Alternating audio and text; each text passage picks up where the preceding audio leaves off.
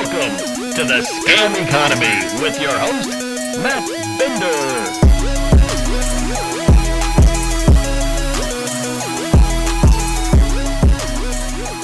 Did you notice all the crypto ads this past Sunday during the Super Bowl? We had Coinbase, FTX, Etoro, and Crypto.com all buying out Super Bowl commercials with prices as much as $7 million for 30 seconds of ad time. All these crypto ads had people reminiscing about the Super Bowl during the 2000 dot-com bubble, where all these web companies spent tons of money to advertise during the Super Bowl, with many of them going defunct by the following year. Is that what's in store for these crypto companies? Is it actually something a bit more nefarious and worse? We'll be jumping into all that on this week's edition of Scam Economy. But first, let me tell you all how you can support this show. If you've been tuning in, we are now on episode 4.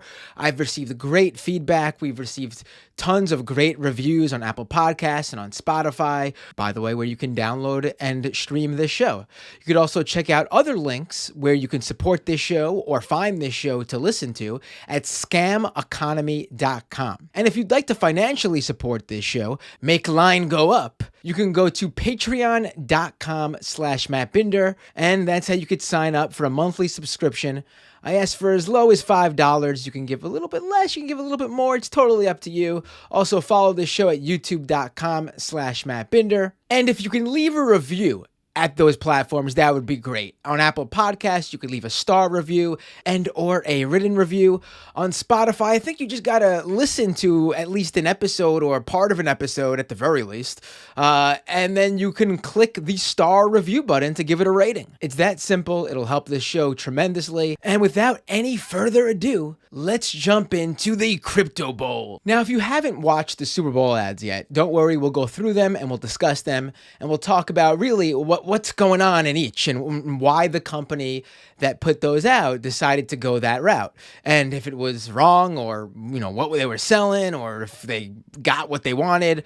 Well, we'll go through all of that. But first, I wanted to talk about why all these crypto companies, really exchanges, that's mainly who we're looking at here, places where you can trade cryptocurrency. We're going to look into why they were all so into this Super Bowl. Now, crypto's had a big year for anything Web3, cryptocurrency, NFTs, the idea that everything will be run by the blockchain. But even with that being a big year for crypto, most people just don't know what it is still. We now know that 112 million people tuned into the Super Bowl this year. That's a lot of people. And if you're a company selling some sort of product or service, like maybe potato chips or a streaming movie company, that's a great opportunity to get your product or service in front of many eyes and make some sales. But as I've mentioned time and time again on this show, crypto is not a product or service. It's a highly volatile speculative asset. And quite frankly, a Ponzi. Because this is how it works. In order for people who hold Bitcoin, for example, to make money, they need to sell their Bitcoin onto somebody else. And for them to make a profit, they have to sell it to that person for more money than what they paid for it. And this continues down the line. Now, at some point, someone holding the bag is not going to be able to find a buyer who wants to spend more for those Bitcoin. On top of that, a lot of Bitcoin is propped up by the stablecoin Tether. Now, Tether is supposed to be pegged to the US dollar, 1 for 1. One Tether is backed by $1 that the company who prints up Tether has in the bank, supposedly. But we know this is not true. Tethers get printed up without US dollars backing it up in the bank. And then those tethers are used to buy up Bitcoin, which means when you hear about Bitcoin's market cap, there's actually not physical US dollars there, which means when someone wants to sell, eventually there'll be no dollars to cash out. So you have an audience of 112 million watching the Super Bowl, a lot of them normies who aren't your typical crypto investor, probably doesn't even know what crypto is. So you have a brand new audience of people to unload your crypto on so you can make a profit. Cryptocurrency requires new people to come in and invest, because without those new people, who probably will end up being the bag holders at the end of all this, they can't cash out and make their crypto riches. Okay. I know what you're probably saying, Matt. You're being a little bit too hard on these companies. They're just businesses running ads during the Super Bowl, like, Frito-Lay chips or Pepsi. Okay, right, sure. Let's look at it from the most good faith perspective here possible and take a look at what they're doing to sell these people who have no idea what crypto is. Most likely have no idea what crypto is, I should say. Now, you have 30 seconds, Super Bowl Sunday, 112 million people watching. It's a lot to fit in, sure. But do these ads tell you really anything about crypto? Why you should invest in Bitcoin? Why you should trust that the blockchain is the future? Why the technology running this stuff should be omnipresent over everything we do? No, of course not. Almost every one of these ads, barring one, and we'll get to that one in just a second, they all sold you on FOMO, aka the fear of missing out. They wanted you to think that if you don't jump into this and just check out what we're doing here, you might stand to lose your big moment to get rich quick. You'll be left behind while everybody else in the crypto space is making tons of money. And now, you don't want that, right? Now, we'll get into all these ads, but let's start with the one exception that I brought up here. And that's the Coinbase ad. Now, Coinbase's ad clearly got a lot of attention. And, so many people tried to scan that QR code that was bouncing around the screen like those old DVD screensavers that Coinbase's app almost immediately went down due to the server load. I personally logged in the second I saw the ad to Coinbase to try to see what was going on with that link that was sending you basically to a contest to win like $1 million worth of Bitcoin. And the Coinbase app opened up and it said, "We're having connection issues. We're looking into it right now. Please quit the app and try again. Your funds are safe." Which is always great where you need to be reassured that your funds are safe. But anyway, according to Coinbase, about 20 million people tried to access the Coinbase app at the same time, immediately following the airing of that Super Bowl ad. And that's a lot of people. So clearly, seems like it was a big success. You got lots of eyeballs and people actually went ahead, and if they didn't scan the QR code, I guess they, because they had to follow it on the TV screen, maybe they went online and found someone with a screenshot of the QR code, or maybe they went ahead and just found a link to the website that the QR code forwarded to people to. I mean, it must be a big win for Coinbase, and especially cryptocurrency. All these people, 20 million people logging in, trying to find out more. Well, there's a few things we should mention here. In fact, crypto advocates were pointing out that Coinbase actually peaked in the iOS App Store for days at number 2 in the top free app charts. Now, there's a number of things going on here that we should mention, a lot of addendums. Number 1 should be mentioned that Coinbase was offering $15 in Bitcoin for free to everyone who signed up for a new account at that link from the Super Bowl ad. Who doesn't like free money, right? People who sign up for Coinbase to get their free $15 from the Super Bowl promo aren't necessarily going to get involved with crypto trading. Some might get in and get out. Cash in, free $15, cash in now. Who needs to see that go down maybe? And maybe that free 15 will only be $10 or $12 or $5. Who knows? I'm not sticking around. I don't get any of this shit because no one's explained it to me. It really wouldn't be shocking to find this out. Coinbase spent a lot of money on this ad, and they're probably going to end up spending even more to give out all those free credits in Bitcoin. Now, the question is, will this end up being an endeavor that puts them on top? Now, how they measure that, we don't quite know. A lot of Super Bowl ads do look at it as a lot of companies that advertise during the Super Bowl do look at it from a perspective of brand awareness. They want to get their eyeballs in front of users. They want to get their product or service or platform or whatever they're pushing in front of as many eyeballs as possible so their brand becomes more of a household type name. So maybe Coinbase is willing to take a hit in exchange for that brand awareness, and which could be possible. But if that's the case, it might not end up being as successful as they hoped. According to Reach3 Insights, which is a company that tracks consumer sentiment, less than half, 47%, less than half of Super Bowl viewers recalled seeing a crypto ad. Now, of that 47%, I guess it looks a little bit better for Coinbase than the others, because of that 47%, 30% recalled seeing the Coinbase ad. Less people recalled seeing the Crypto.com ad. Even less people, only 12%, remember seeing the FTX ad, which is weird because a lot of people were talking about that ad on social media. That's the one with Larry David. We'll talk about that a little bit more in a second. Now, of those people who recalled the ads, 34% said they would be interested in learning more about crypto. And only 12% say that seeing a crypto ad during the big game makes it feel a lot more mainstream. Okay, Matt, so you broke down the Coinbase going down and 20 million hits all coming in at once, which I should mention, by the way, who knows how many people were turned off from even trying it out after that. They went to go to the app, it was down, they couldn't get it to work. Wipe their hands, I give up. You explained how Coinbase's ad, and really all the crypto ads, didn't really stick in the minds of the majority of people who were watching the Super Bowl. But what about that App Store chart position? That's got to be a win, right? Well, here's the deal. We don't know about that either. You see all these people pumping this up, that Coinbase hit number 2 on the App Store charts. This is a big win. Tons of people downloading the app, getting into crypto trading. But that's just not the case. Things aren't quite that simple. See, we don't quite know exactly what Apple's App Store ranking algorithm is.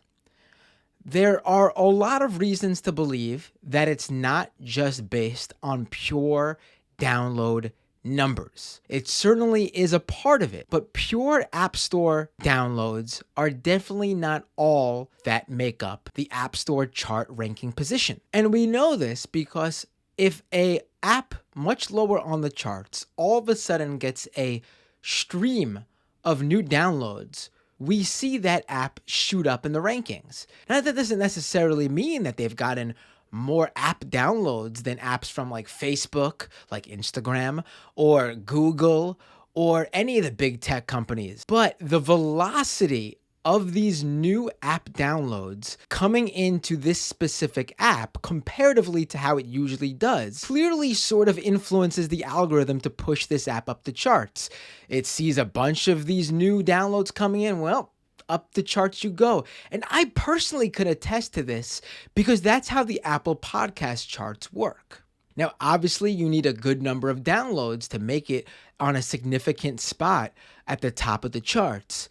But still, if you're a new podcast and you come in and get a bunch of new downloads at once and a bunch of reviews coming in, and we know that reviews affect the rankings too. Whatever Apple's algorithm is, it says, hey, this podcast never received this much before. It's getting a stream of new downloads, up the charts it goes. Now, Matt, of course, you said that the downloads play a part in it too.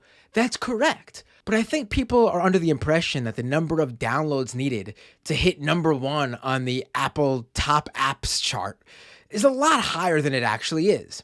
In fact, we have data behind this. Now, it's a few years old. I believe this is from 2019, but according to Sensor Tower, which is a firm that tracks App Store analytics, the number of downloads needed for an app to hit number 1 on the App Store top charts for the non-gaming apps is only about 94,000 downloads. Now, sure, it was Super Bowl Sunday, and I'm sure there was a lot of competition in the App Store.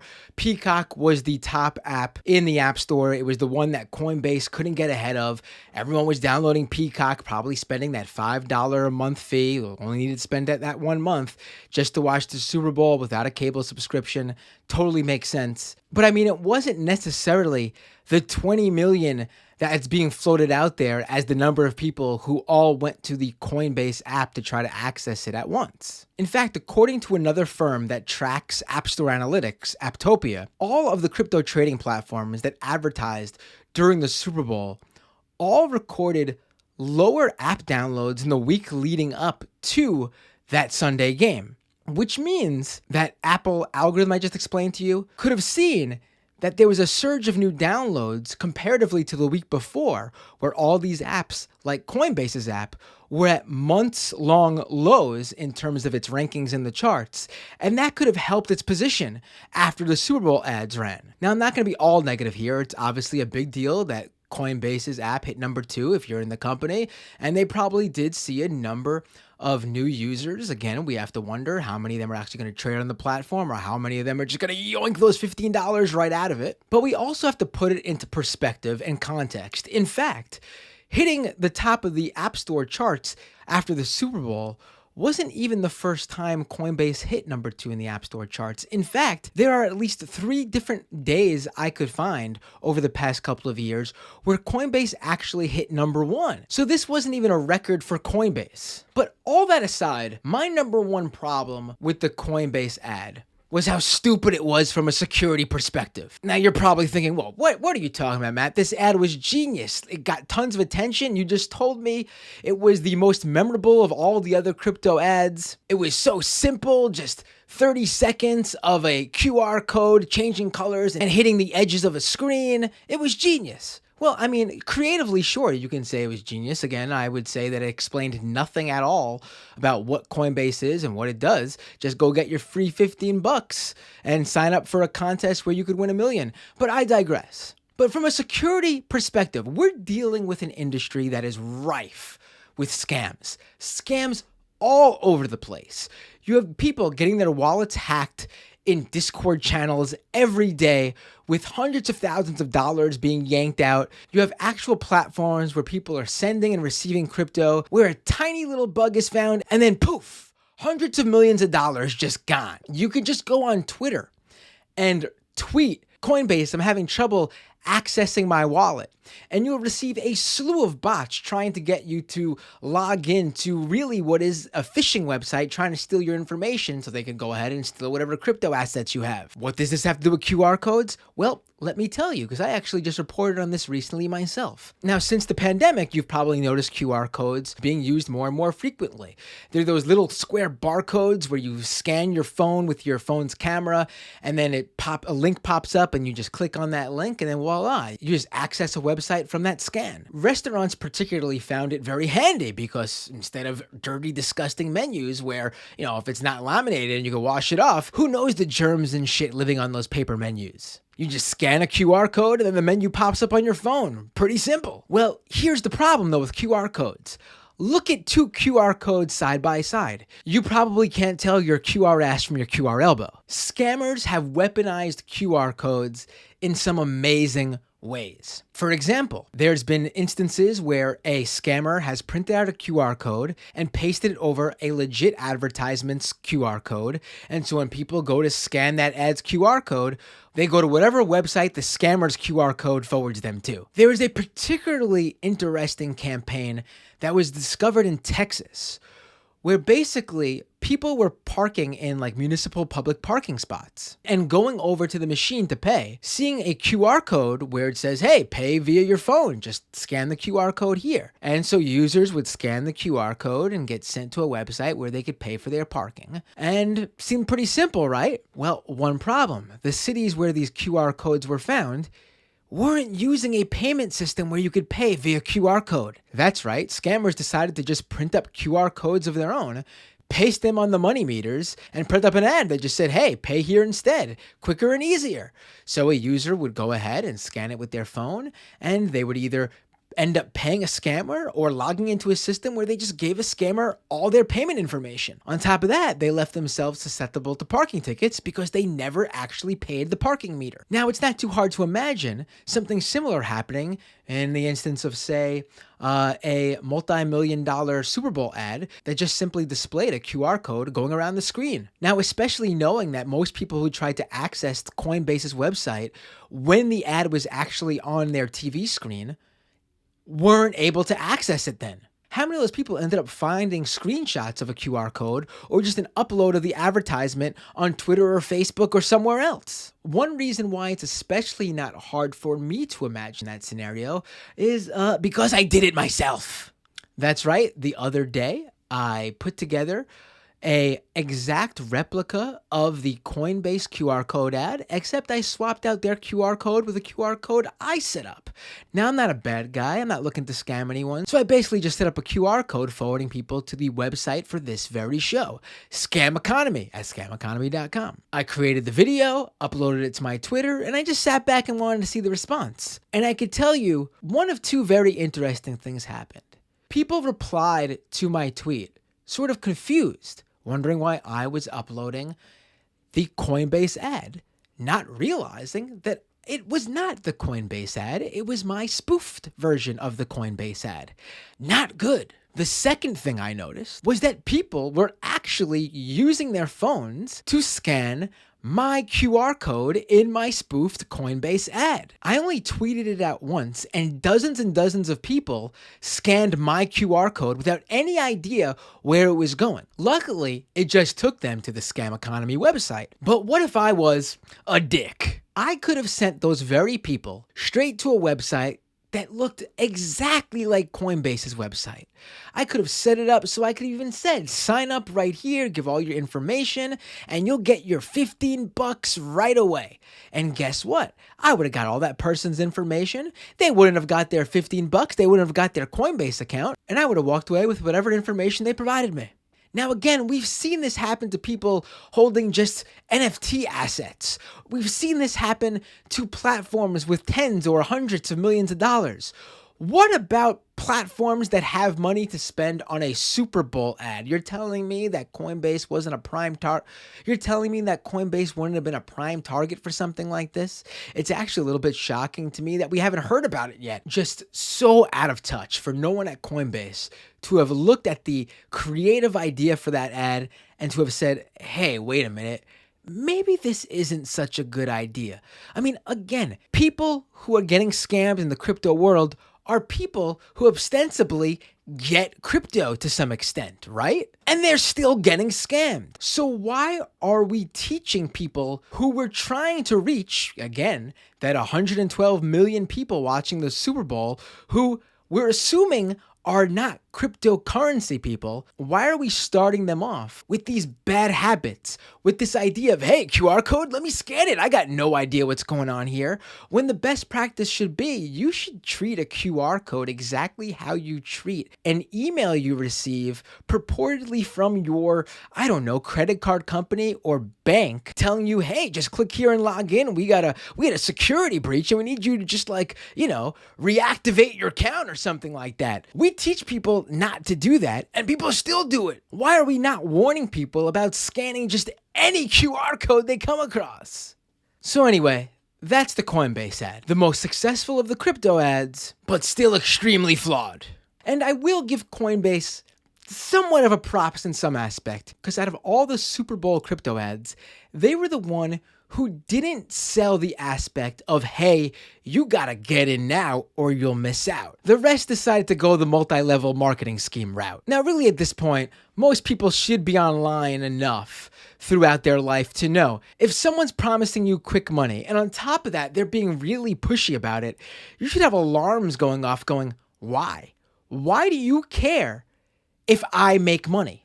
If you've discovered this method of making money that's so good, the secret way to getting rich quick, why is it so important for you to share that with me? Why wouldn't you just do what you're doing tenfold, keep it secretive to yourself so you could make even more money?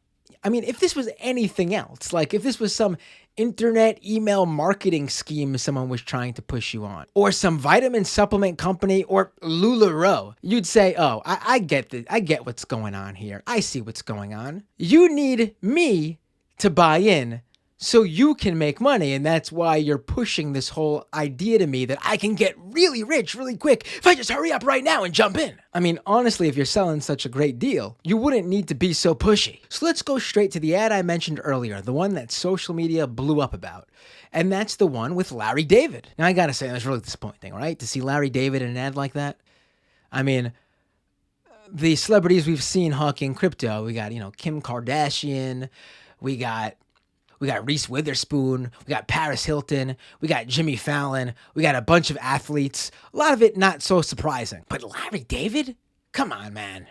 Larry, you got Seinfeld money. You don't need the money. But anyway, if you haven't seen the ad, it basically features Larry David as a person living during different times throughout history where some world-changing, life-changing invention was created. For example, Larry David knocking the invention of the wheel. Larry David poo-pooing on the invention of the toilet bowl. Larry David telling Edison that the light bulb ain't going anywhere. And all of this to promote the crypto trading platform FTX. And the ad ends on, funny enough, don't miss out on crypto.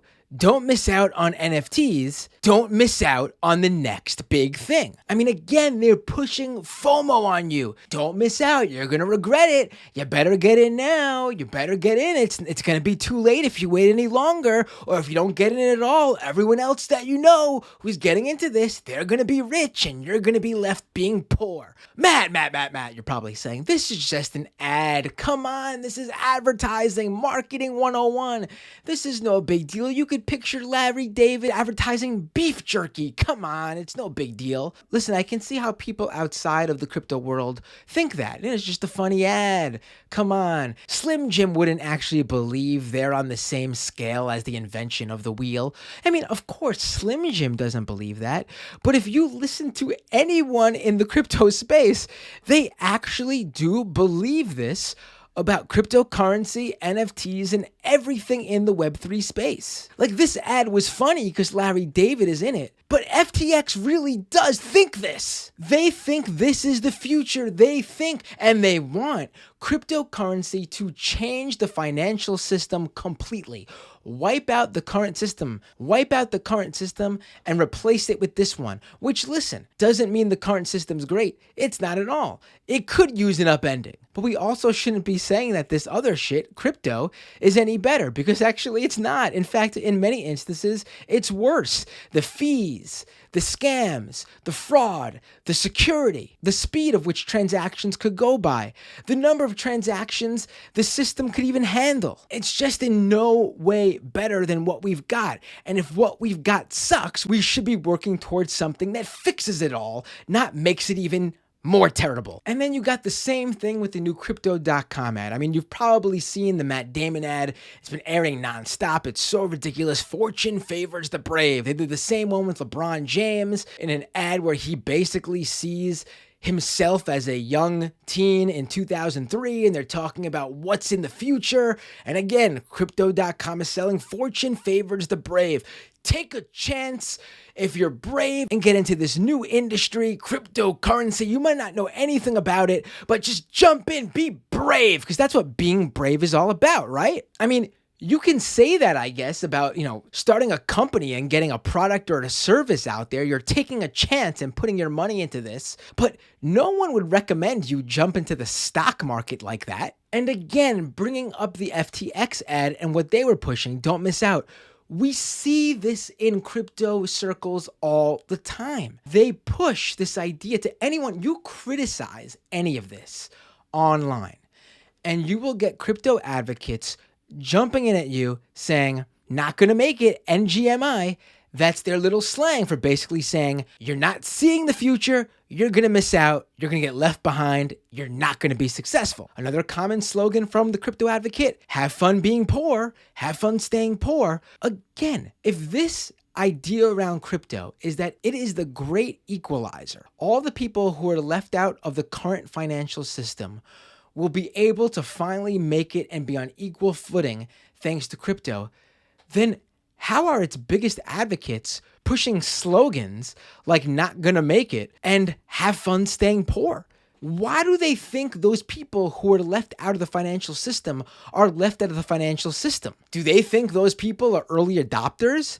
Do they think those people have money to spare to invest in a highly volatile speculative asset? Like, in so many ways, these guys are their own worst enemy. I mean, I literally just can't imagine that in any other industry. And then that takes us to the Etoro ad, which isn't technically a full-blown crypto ad because Etoro is also a stock market trading platform, but they mention crypto a lot in it. And the ad features a favorite saying of the crypto bros, and to be fair, the meme stock folks as well, to the moon. Of course, the idea that your investment in Bitcoin or GameStop stock or AMC stock or Ethereum or Bored Apes or CryptoPunks or whatever Web3 thing you're getting yourself into is going to just rocket to the moon, and you better get in now before it gets there. Hop on that rocket before it's too late. They want to push and push and push you to this stuff. And again, the glaring admission in all these ads is, what the fuck is cryptocurrency? Why should I, NFL watcher who is not very online and not a crypto bro,